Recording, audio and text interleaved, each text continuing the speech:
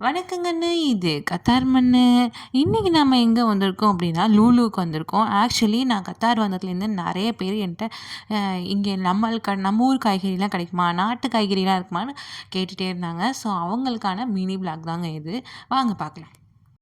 நம்ம ஊர்ல கிடைக்கிற எல்லா காய்கறியுமே இங்கேயும் கிடைக்குங்க. முட்டைக்கோஸ், தக்காளி, வெள்ளரிக்காய், கேரட், முள்ளங்கி, பரங்கிக்காய் மட்டும் இந்த மாரி ஷேப்ல தான் இருக்கும். அதுக்கப்புறம் பார்த்திங்கன்னா கத்திரிக்காய், பச்சை மிளகா, சொரக்காய், வெண்டைக்காய், பீன்ஸ், அவரைக்காய், பீர்க்கங்காய், புடலங்காய், பச்சை பட்டாணி, பாகற்காய், அதுக்கப்புறம் சௌசௌ, முருங்கைக்காய், கோவக்காய், மாங்காய், அவரைக்காய், ப்ரக்கோலி, ஸ்வீட் கார்ன், பீட்ரூட் எல்லாமே இருக்குங்க.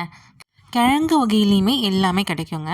சேனைக்கிழங்கு, சக்கரவள்ளி கிழங்கு, ஸ்வீட் பொட்டேட்டோ, உருளைக்கிழங்கு, அது மட்டும் இல்லாமல் முக்கியமாக தேவைப்படுற வெங்காயம், பூண்டு, தேங்காய் இதெல்லாமும் இருக்குங்க.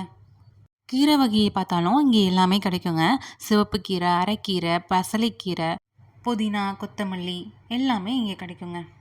அது மட்டும் இல்லாமல் முருங்கைக்கீரைங்க. முருங்கைக்கீரை வந்து இந்தமாரி கட்டாக தான் வைப்பாங்க. இதில் 8 குச்சி தான் இருக்கும். என்னால் இதை வந்து ஏற்றுக்கவே முடியல. எங்கள் வீட்லேலாம் வந்து பக்கத்துலேயே மரம் இருக்குது. நாங்கள் அப்படியே கிளையாக உடச்சிக்குவோம். ஆனால் இங்கே 8 குச்சி வந்து 5 ரியாலுங்க. 5 ரியாலாம் நம்ம ஊர் காசுக்கு 120 ரூபா. இதை விட முக்கியமாக ஹைலைட் வந்து கடைசியாக ஒன்று வச்சுருக்கேங்க. அது மட்டும் இல்லாமல் இங்கே வந்து வாழைத்தண்டு, வாழைப்பூ எல்லாமே கிடைக்கும். இந்த டைம் தான் வாழைத்தண்டு இப்படி இருக்குது. மற்ற டைம்லலாம் ஃப்ரெஷ்ஷான வாழைத்தண்டே கிடைக்கும். இது எனக்கு கடைசியாக சொல்கிறேன்னு சொன்னேன்னா கருவேப்பிலையும் இங்கே காசு கொடுத்து தான் வாங்கணும். இதுவுமே 2 ரியாலுங்க.